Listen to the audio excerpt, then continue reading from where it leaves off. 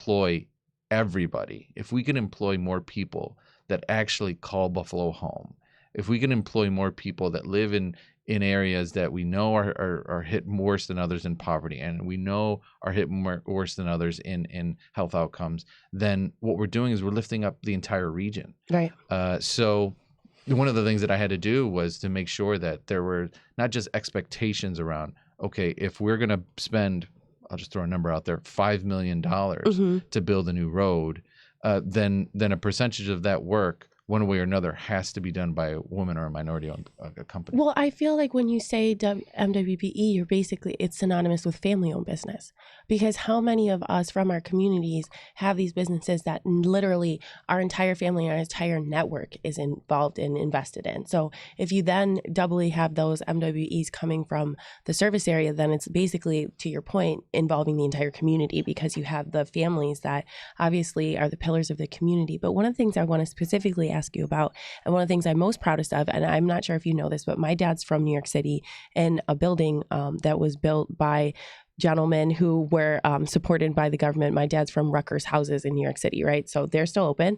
I tell people, but they're this huge structure, right, built by people who are paid by the government. When you go to Albany and you're advocating for MWBEs, what is it like? How many other Latino colleagues do you have that are within like your kind of, area where it intersects with MWBs? And also, like, how do you explain to them the difference and energy or opportunity of the people that you're representing? Because I feel like you said, in other areas, having a block where there's multiple Latino businesses is like a thing that happens all the time. And here we get really excited about it because there's some very deliberate planning, because, we have less space. Sure.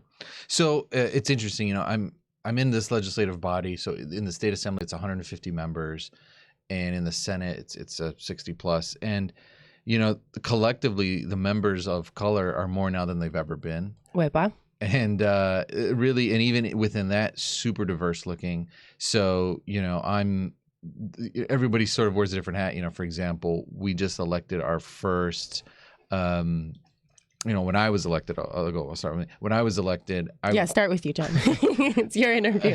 I was the first member of the state assembly or state senate majority that was of Latino descent north of the Bronx, so north of New York City.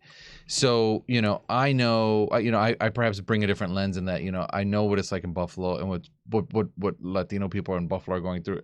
It's probably somewhat similar to what Latino people in Rochester are kind of going through, and Syracuse and Albany and Binghamton, and maybe on different scales. But yes, similarities where there's a good amount of us, but we're certainly not, the dominating population of a region. But that doesn't mean much, because we know we bring a force. We know we bring a movement, a motion to us. There's a lot there. We bring good food. There's a lot there, John. There's a lot there. But what's been interesting is that, I've been able to interact with my colleagues that come from, majority Latino areas, especially like in Queens and in the Bronx. And one thing that I did, and this is technically my second term, just this week starting, is in my first term, I just spent time with those other members and learning about their neighborhoods. So there were times that I just went to the Bronx and I sat in one of my colleagues' offices just to hear what constituents were saying and just to hear what was going on. And same thing in Queens and other parts. And you just learn. You learn where there are drastic differences, but you learn where there is just so many. And I bet you were sitting there like, oh, I know you from Buffalo. Shout out to all the kids here on campus or around campus who are from New York City, my dad included. And, it's amazing that you're going there and bringing your leadership, because they need to see you, right? Because I think for people who are Latino, especially in state government, right, when you take your role, you have way more eyes on you than just Buffalo. Right? Like, you have people from all over the nation looking at you and your leadership. And I shout out to organizations like the National Latino Law Students Association and others that are civically minded and, politically focused, because like they bring people like us together. And I'm sure that people were like, oh my goodness, you're from Buffalo? Like, you're from Buffalo? Because I got that a lot. They were like, are you sure? I was like, I am 110% sure. But definitely bringing that energy where I feel like, what are the things that people, when you talk about Buffalo business, that like you hear from other people? Like, I'm sure, like, I feel like we have a reputation for like having good food and like having good manners, but like it may be different out there. Yeah, I mean, the big perception that I think people have from the city about Buffalo One, because the majority of them have never been here. Right. Is that it's more rural than it actually is. Like people don't know that it's actually like an urban, like an actual city.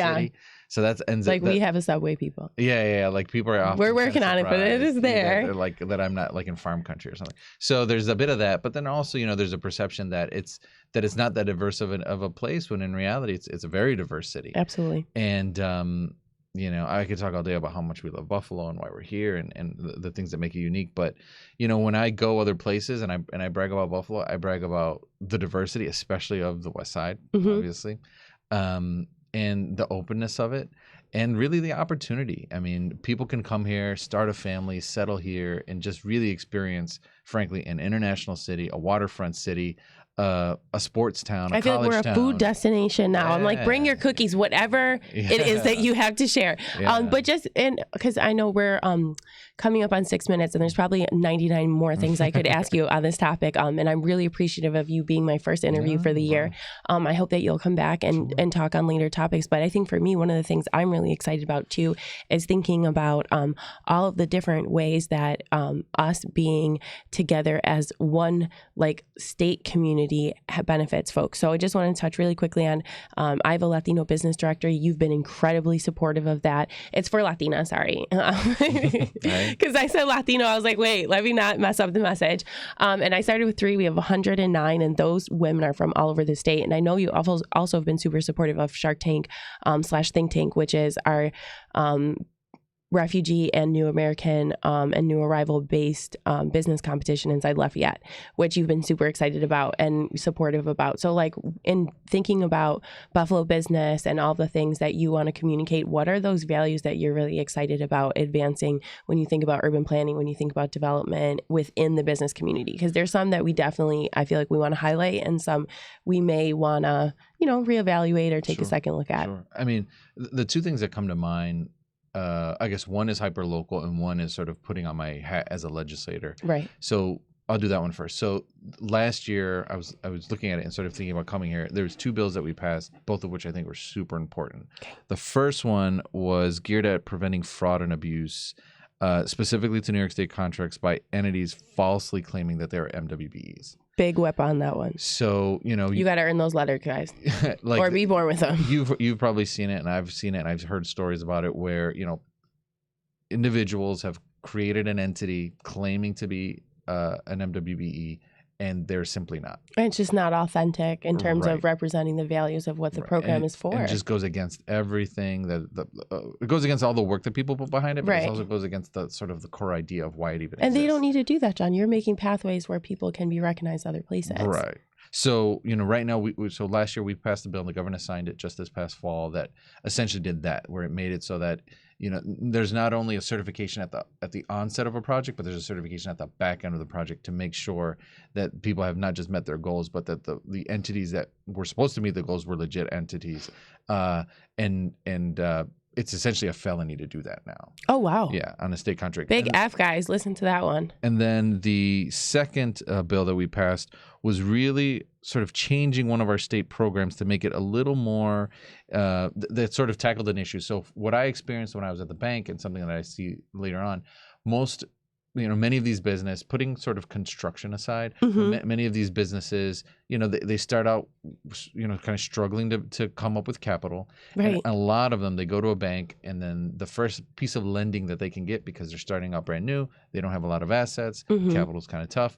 And then if you're a young person, that's worse. You know that. Oh, even worse. If you're underneath 30, forget about it. And you better ask your grandma. Or, truthfully, with credit issues, or if you're just brand new to the country, you don't have established credit yet. Yeah. So what a lot of people do is they end up taking out like business credit cards, and then it ends up, we can spend all day talking about interest rates on credit cards. But like acting like a loan when they really should be able to be financed. So what we did this year is we made it so that the development and lending program the MWE development and lending program that the state runs can now be used to refinance existing debts. Awesome. When you couldn't do that. So what would happen sometimes is a person would start a business, let's say a cleaning business or some sort of food business, and there's some upfront costs with it, as of course there should be. But what would happen is the person would rack up debt, and even if they were able to last a year or 2 years into the business, that debt just still is over them. Absolutely. And God forbid if it's on a credit card, like I said, with interest rates being so high, debt plus insurance. forget about it. So a lot. now this fund is able to be, there's millions of dollars in this fund that's put in the budget every year. This fund can now be used. It now is no longer exempt for being used to be used for the consolidation of debt. So that's a big deal for that's a huge early deal. businesses. If you're just listening today, where would you tell people to start and this is a two-part question, okay? One is if you just want to learn about MWBEs and you don't have a business, and two is if you have an existing business, where should we send them? And then also, part three is where should they go to learn about your specific work in the space? Because I know that you're advocating for some things that I think really represent our values, which to me is number one, accessibility, and then two, transparency, because it's like, you just got to tell the truth, do the right thing. Yeah. So, I guess for anybody that's in this region, my office is on the corner of Grant and Ferry, right next to that branch I used to manage. Big left eye, that's cool. Yeah. Okay, so is that why you're there? Was it like surreal where you were like, I'm back on the block and now that's cool. That's crazy. Yeah, that's awesome. So my office is right there on Grant Street. So really anybody can come and see me, and my information's online. So please reach out. So that's for me locally. But what I'd also say is, right here at Buff State, the small business, the SBA here, Sue McCartney and our office talk all the time. Best answer ever. We've held events with her, and she's just always been active. Another West Sider too. Yeah, and shout out to Rodriguez Construction. He's a SBA baby, and also very much like you, young Latino making history. Yeah. I hope. And then if anybody's looking specifically for sort of state-specific work in it, contacting ESD, the Empire State Development, is probably the best move there. Okay. But get certified. That's what I tell everybody. Okay. It takes a little long, whatever the process is. Get certified with the county, get certified with the state, and that's kind of where it all begins. Well, thank you so much for coming and spending your time talking with us. As you all know, this is Talia Talks, Two Favorite Morning Show. We're supporting Black and Brown business. This is a space specifically for advocates and leaders in that space. You're listening to Assemblyman John Riveria, who is actively making history every single day, representing many of you listeners, right? But also being very supportive about pathways to MWBE certification, and for our grander constituency, our listeners, everybody to just understand those words, put your mind around that acronym acronym. And if you want to learn more, definitely hit his office up, First Stop, and then check out the websites that he mentioned. And again, we'll be on 91.3 WBNY if you want to watch our interview again, and you'll be able to see and hear us. Okay. Latinas make history every day. Okay. Can you read it for me? Well, how do you say this one? Latinas make history every day. Okay.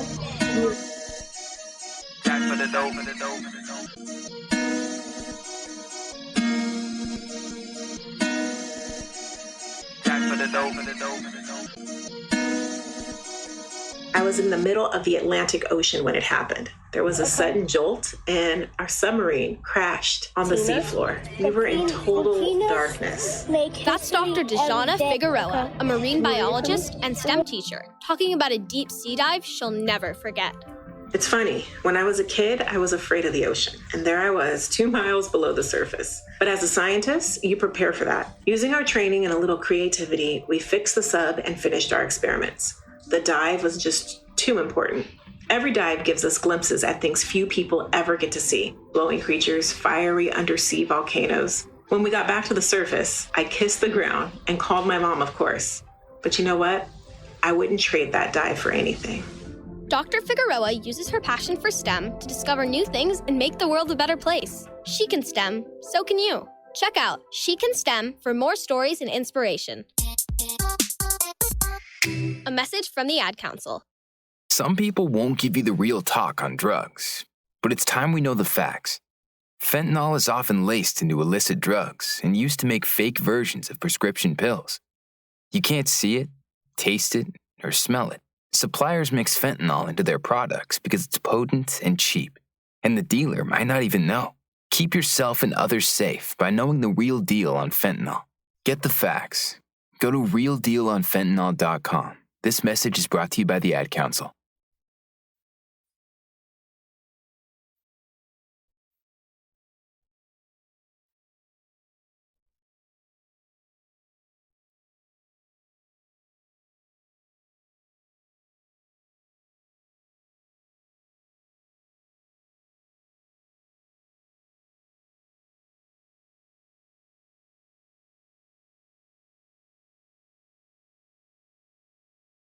Tune in 91.3 FM WBNY Mondays 6 p.m. for Mental Health Versus, where Carl Shalahorn mashes up music and mental health in a way you've never heard before. Carl dives into topics such as trauma, depression, and anxiety with compelling guests and captivating music. Mental Health Versus, a show both entertaining and informative. Check out Mental Health Versus Mondays at 6 p.m. on 91.3 FM WBNY.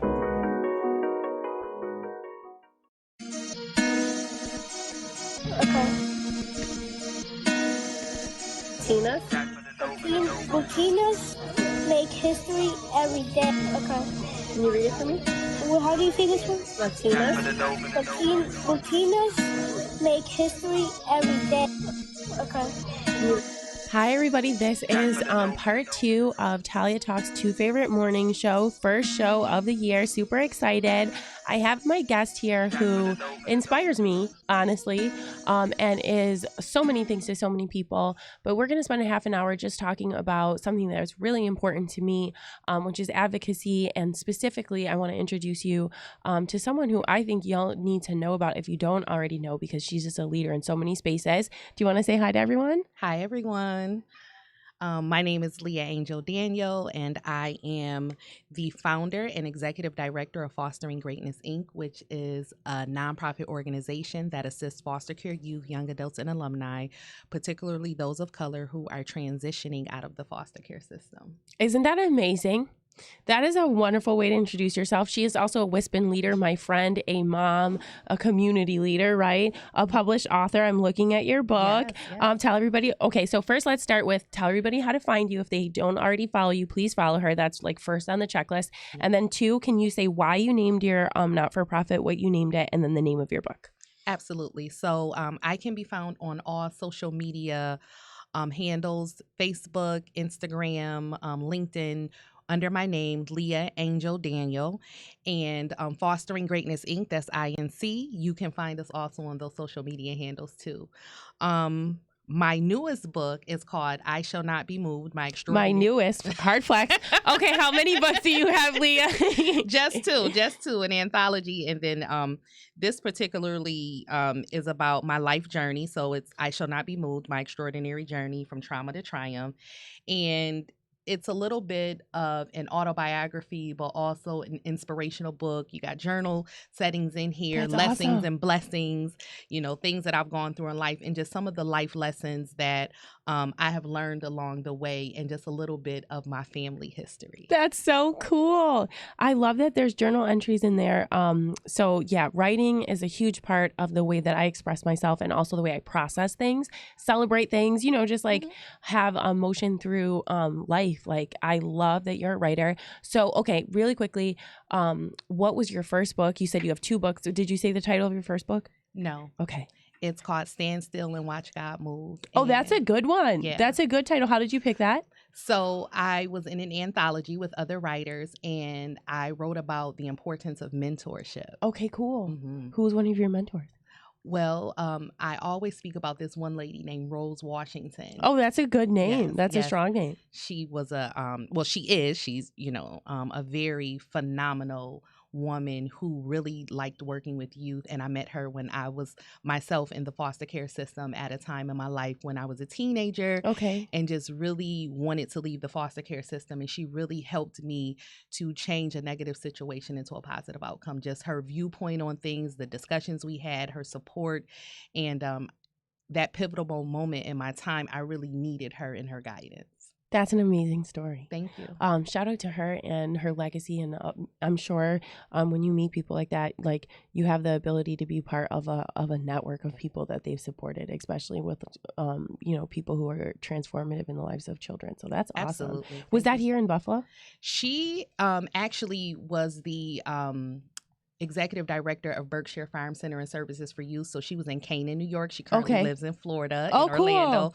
But Good for she's her. retired. That's awesome. But the foster care agency was here in Buffalo, and she would often visit. And so from that point, that's when I met her. And she was like, "You have it." And I'm like, "What is it?" I love that. She was like, "You got the it you? factor." So she saw something in me that I didn't see in myself. Appropriately. Yes. Right? And just, you know, she wanted to help me manifest my greatness. So there was not ever, first of all, I don't even remember how I met you, but there was never not a time I met you where you're not doing 9 projects where I was like, oh, here comes Leah. I need to figure out what I'm doing. So that way I have something to say because I already knew that you were working on so many things. Sincerely a source of huge motivation for me. And I know that you've traveled outside of Buffalo with your book. Can you say the most recent time you've taken it and where you've talked about it? Absolutely. So I was just at the Congressional Black Caucus in Washington, D.C. Huge. Yes. And so I was on and then, babe, for people who don't know what that is, tell them what it is. So basically, it's a conference that's held every year in Washington, D.C., and people from all over the U.S. come. That's so cool. And you learn so much just about the different things, the barriers, the issues that people of color. Talia, you got a caller. And we have a caller? Oh, goodness. And it's a huge I sound thing. so surprised. Yes, and I was on the author's podium for that, and I got picked up by Black Authors there. Matter. So, oh, really? Black? Yes. Oh my goodness! So let's talk about that. Is our caller there? Our caller is here. She's up. Hello. Hello, Talia. How are you today? Good. How are you? Talia, this is Norm, friend of the show. Norm, I was about to say, where are you, Norm? Well, hi, Norm. You know Norm? How you doing today? Yeah, how are you? I'm great. Beautiful, beautiful. Well, I was actually calling in because I know that your producer probably didn't tell you, but I just wanted you guys to know today is his birthday. It's your birthday? You didn't say nothing?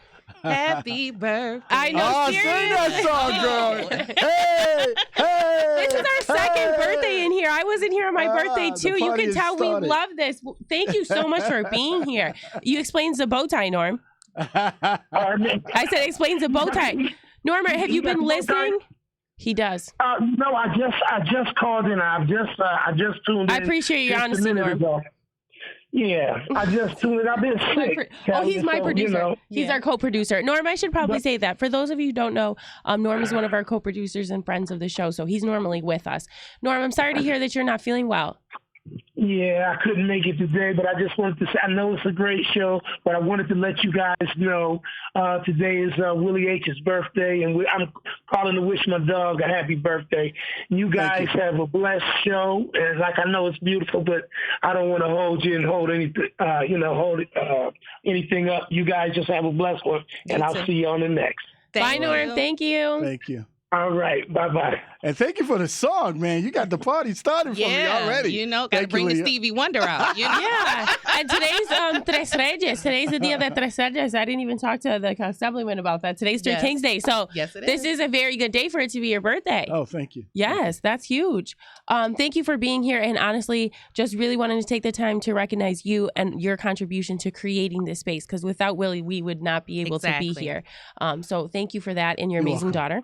And you know, daughter. Yes, your amazing daughter. So seriously though, Willie, did you have any questions for Leah so far? Because I think one of the things that I'm most excited about is that part of her inspiration for starting her not-for-profit was coming from a place of lived experience where you wanted to help people walk through the same path. Well, I wanted to ask her, how did she get started, first of all, writing? Because I got a lot of ladies in my family, friends. I think they're good writers, but they don't seem to start. You know, how did you start? Yeah. Well, my writing journey started while I was in foster care because it was therapeutic. So while going to therapy, because a lot of times youth that are in foster care, we would hold things in, you know, and a lot of times when you're going to different foster homes, you have to keep telling your same story over and over again. Yeah. And it's traumatic. So I just had a journal and I would write down how I felt, what I felt about different things. And I just wanted to be able to express myself, not be judged. And when I look back now, because I still have those journals, I'm like, OMG, I was going through a lot. Yes. Yeah. But also, Willie, never thought that I would go down this path, but I ended up becoming an English professor. Oh my God. So here it is. This is what I'm talking about. You can't just come into you're a professor. Tell me. But I'm going to tell you, my background is in broadcasting and mass media. So this is my love. Like this is, and I was just nosy as a child, like asking people all of their business and everything. But I wanted to know people's stories. And so When I was in college, I graduated with my bachelor's in communications, and I wasn't ready to leave college yet. And I said, well, what else can I do? So I applied for the English program. Cool. And I ended up teaching women's studies classes, intro to English. And then when I came back to Buffalo, I was an adjunct professor at ECC. And Bryan and Stratton. So a lot of times the people who were in the classes were non-traditional students, and they had like these phenomenal stories. Yes. And so that would be some of the assignments. Like we would have the time where we would talk about current events and different things that are happening in the community and around the world. And then I would have them write about themselves. And so just getting to know more about their journeys and where their strengths and weaknesses lie. So it helped me to be a better professor, so I knew where to assist them, and then also where to just do that strength base, and to really assist them along their educational journey. So that's how the writing began. And then I started getting contracts with different schools as far as to write curriculum for after school programs with young people who were just having maybe some behavior issues or some emotional things that were happening. And so people would say, oh my goodness, these young people just open up to you. And I'm like, oh yeah, because I'm not here trying to make them speak as if they want to. And if they feel like they're in a safe space, then they will share. Well, and then people are ageist. Yeah. I mean, there's this idea that only adults can be excellent and that children are not wise. And I find it to be so linear, I mean, they're so dynamic, they have so much vision, and I feel like sometimes adults don't take them seriously. I always felt like when I was 8 years old, I was like, I have more than contribute than this guy, and I don't know how old you are. Willie, did you have a thought? Yeah, Leah, I wanted to ask you, now you told us that write it down, that's the first thing, and then you got involved with other people stories. But you said something, you said you got contracts. What did you do to get contracts? Because people need to know those steps. You wrote it down. You got into people's stories. You start writing. Yes. And then now, was you an LLC? What did you do to get contracts? Willie, I didn't even have an LLC yet. Okay. I was just known for right. That's New York, girl. Yes. I didn't know. But that's awesome though, because they're recognizing you yourself in your identity's talent. But I didn't know the dynamics of business yet. Yeah. But also, I mean, I'm for those structures, and then also sometimes, like you said, you can start in places where maybe those things. Right. Are just I was just part an of the independent journey. contractor, just coming in, having my degree. But once I learned, I went through like the Women Business Center. Okay. I started going to different MWBE events and different things of that sort, and learning that if I wanted to become bigger and better, and to really get what I was worth, and really to speak out to the masses, that I did have to have all my I's dotted and my T's crossed. So if I'm hearing you right, Leah, is basically what you did your work. People saw the passion for your work. Yes. You probably got subcontract with some company or corporation. Yes. Right. And then you went further and you went to probably SBA, like Mr. Assembly John Riveria was saying. You got your whatever credentials, certification, and then you got bigger. Yes. And so now I currently have my nonprofit, which is Fostering Greatness Inc. Yes. And then I have my for-profit, which is Leah Angel Enterprises, LLC, which we focus on coaching, consulting, and educational services. Wonderful. Obviously, this is why I invite Julia.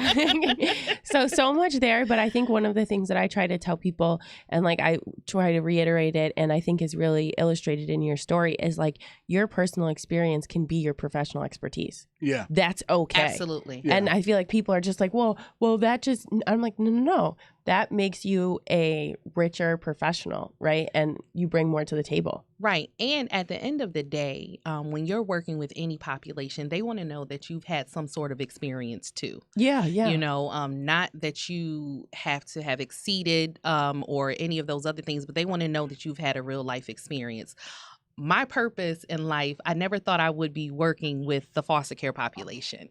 That was not what I wanted to do. I knew I wanted to be this news anchor or a field reporter. You have found yourself in the right place. I'm looking at you like, girl, every Friday, 10 a.m. Thank you. But I had no idea that I would. You could have your own show, actually. Right. You should have your own show. I would like to. Okay, let's talk about that. And you can interview like authors and stuff like that. But I had no idea. Your anthology. I know you're curating one. I can tell. I am. But I had no idea I would be doing the work that I'm doing. And I'm currently finishing up my dissertation. So it's called Changing the Narrative, focusing on African-American women who have grown up in the foster care system who identify as transformational leaders. So what do you want them to call you? Are you going to make them call you doctor? I would love for them to call me doctor. I go in between. But I'm modest. Sometimes you got to pull it out and be like, see this right here? This is a doctor. Well, she got a degree, so she is a doctor. Yes. That's so exactly what you during your dissertation? Yes. So I'm finishing up right now. And for anyone who doesn't know what that is, explain that. Could you just explain that process? Yes. So the doctoral degree is like one of the highest degrees that you can get. And it's at the level where you can teach academically, or you can just be an educational practitioner and different things like that. But a lot of people get it just to advance themselves as far as like through academia and things of that sort. Yeah. Writing books, teaching, traveling the world. And those just being an expert. Yes. I think, and for me, my grandma had a 3rd grade education, and in Puerto Rico, women who were of her class who were non-literate were not able to vote until the late 30s. So for me, like, she saw suffragists.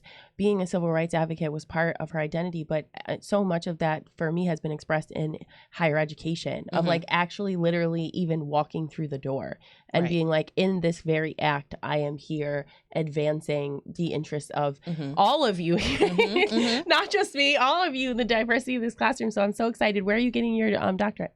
At St. John Fisher College in Rochester, New York. Don't make me cry. You're looking at me like, you don't know I'm a Fisher Cardinal. Let's go. Shout out to all the babies that go in between SUNY and private. We exist and we're loved. That's amazing. Thank you so much for being here and for bringing your authentic energy.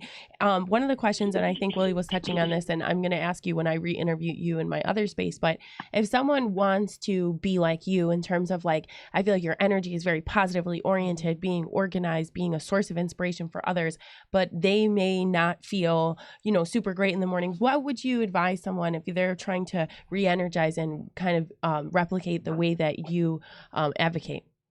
So I would say we are all human and we all go through seasons. I don't feel great every day. Right. But though you look it. Thank you. Good genes. But I remind myself about my why and why I'm doing this. And I also have 2 children, 2 daughters. Right. And I think about the legacy that I'm building for them. I recently lost my mom last year. And I think about everything that she desired to do with her life that she didn't get the opportunity to do. So I think about all the people who are depending on me and taking into account that when it's time for me to leave this earth, that I want to be empty. So I just think about all the good things, and that's what keeps me pushing, and that's what keeps me motivated. And to know that I have come so far already, that I have so much more to do. It gives me the energy that I need to move forward. And again, just the reiterations of what I have accomplished already. And I didn't do it by myself, the people who were alongside of me, but then thinking about those who I need along the way and who need me. So that's what keeps me going. I feel like when I was a young girl in Buffalo, and I think John had alluded to this, it's sometimes hard, few and far in between when you're in the phase of a young person to see yourself in adults. And I think that the energy that you bring, and you talking about your passion and working with young adults, it's wonderful that you're able to connect with them. What have they taught you? Young adults have taught me that everybody experiences life, in different ways, and that we shouldn't be so quick to judge, and that we all handle things differently. And at the end of the day, we all want to be loved and accepted. Yeah. And so that's what I've learned from them, just to be patient and to try to think outside of the box. Yeah. And just because one thing worked for me, it may not work for them. Yeah.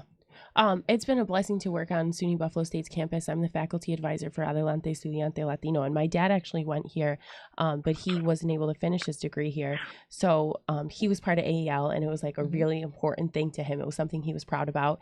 And it was formed only 13 years after he was at the I Have a Dream speech with my grandma. So I'm the faculty advisor now. And one of the things I try to remind myself is, like, when you work with young people, it's a privilege, right? Like, God placed you there because they have something to teach you. And shout out to Jumi, shout out to my current president, president, shout out to, I've had 5 presidents who have cycled through our e-board and have taught me so much, each and every single one of them. So I'm just elated that you made time to come here. And then very similarly, like my first interview, I'm like, okay, so we have to do this again and a longer section, but I'm really, really excited for you about your business. So can you say a little bit about where you see yourself as a business person and kind of how being inspirational kind of plays into that? Because I think sometimes people don't understand, like when you're a source of great inspiration, that can be a business itself.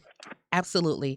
I think by me traveling outside of Buffalo, it has allowed me to become diverse in the ways that I'm able to express different things that are needed.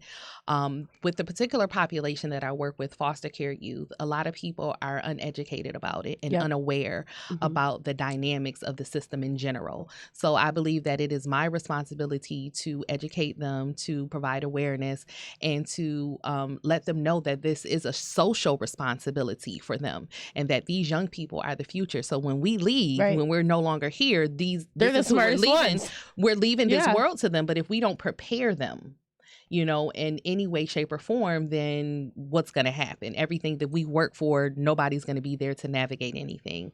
So with that has been my responsibility, and also to educate other leaders who are in position, who are making the decisions for those who are in these particular populations, to educate them on what is needed, because a lot of times it's like out of sight, out of mind. If that's not your lived experience, then you don't know what you don't know.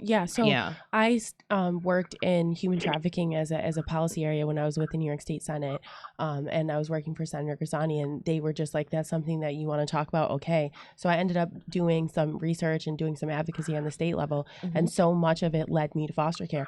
And people were like, that's the only way that you're truly going to understand. So I as a third-year law student, I was working in foster care as a foster care aide. I was making like $15 an hour, and people are like, why are you here? And I'm like, it's my responsibility, if I want to be an informed policy stakeholder, to be here to see, to know. Absolutely. Do you know what I mean? Absolutely. So I was going to ask you a question. It's kind of like, maybe you weren't ready for it, but like my little poli-sci brain and the conversation I had, not with our immediate past interview, Assemblyman Riveria, but the one prior with John Kane, who's from the Mohawk community, who Native Americans have been disproportionately affected by. Absolutely. You know, we talked about the residential homes. I don't like to call them schools. How much do you think our conversation needs to be about the racial violence that started the systems that hold up the places where a lot of our girls and women are? How much of that conversation do you think needs to be had so that we can have better policy? Or is it necessary, or is it the same, separate, different?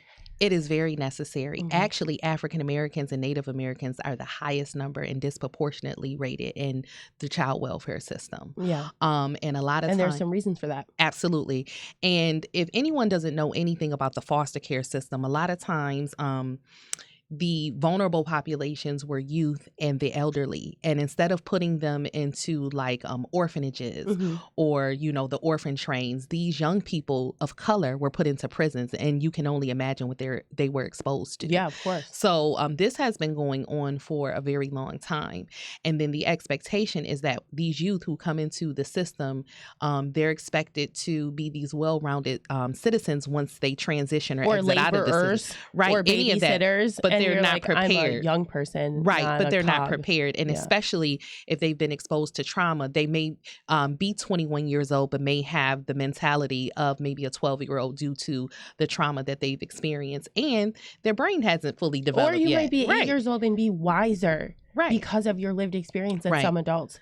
Some of the children that I've met when I was working in foster care, I'll never forget for the rest of my life, because there was one young boy that looked at me when we were driving past City Hall, and he was like, I'm going to be the mayor. And I was like, I'll never forget that. Like, you're coming from a place where the rest of society is telling you you don't have anything, right? Because that's a message. And you won't be anything. Right, exactly. Right. And we're in the minivan, and you're like, you're going to be the mayor. And I was like, yes, you are, Papi, with your red hair. Right. Like, right. But it's the adults of vilification of children of color having the expectation, especially on the Black girls, African American girls.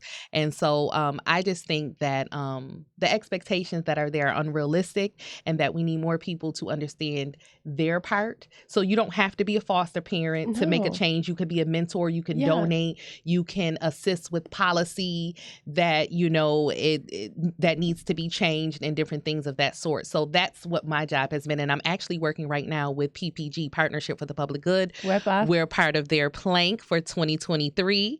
And I'm really happy about that too. Well, I'm thrilled. Thank you so much for coming and spending time with us. Thank you for being a huge advocate and for just being kind of, I think, a source of great inspiration in a policy area, like you said, where a lot of folks, at least from, because again, we're at SUNY Buffalo State, we have a master's in policy with a political science degree here, we have a history degree here, where there's a lot of need for different perspectives, and yours having the lived experience of being a stakeholder or a member, I think is so needed, right? So I would say just a couple of things. Like my attitude always is you don't have to, you yourself, like we talked about, either be a part of the system, but you can also always think about when you're making a decision, how does this impact the most vulnerable child? Right. And when you're thinking about who that most vulnerable child is, that is a lot of the way that you uncover your bias.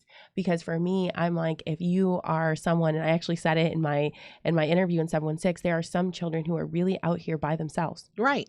Literally. Right. By themselves. And there's this entire message from society. You're supposed to be part of this grander system. And they are. They're our neighbors. And they're the people who we're going to look up to very much like you're sharing today. So thank you for bringing your book. You're welcome. We're going to have you sign the wall. We're definitely going to make sure that we memorialize your visit and invite you back for more.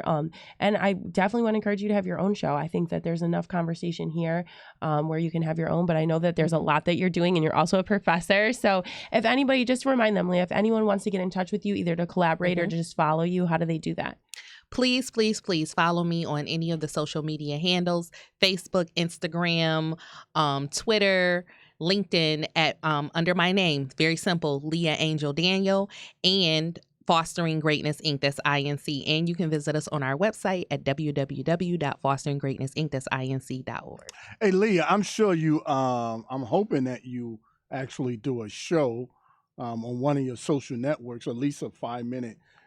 That's a good place to start. Thank you. Because you can inspire a lot of young people, especially a lot of women, and let them know your journey, exactly what you had to go through. Because a lot of times people think they need great credentials to start. A lot of times all you need is passion. Exactly. And that's what you did. You started out with your passion, and you was able to build from there. Right. And a couple of people to believe in me. And what Miss Washington did tell me, she said, if you're doing the work, people do not mind assisting you with it. But if you're not doing anything, no one will assist you. So they want to see you doing it first. Right. Absolutely. Well, thank you so much for coming, and thank you for being a huge source of inspiration for me, and that's with sincerity, and for the rest of the women around you. It's another episode of Talia Talks, Two Favorite Morning Show. Thank you. Leah. Thank you for having me. You did tremendous. Thank you. So, Okay. Can you read it for me? Well, how do you say this one? Latinas. Latinas make history every day. Okay.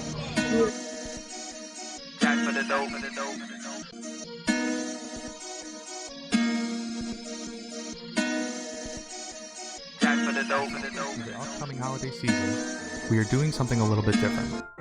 Instead of a full episode of interviewing people on the street, this month we have decided to showcase audio projects by Buffalo State media production students.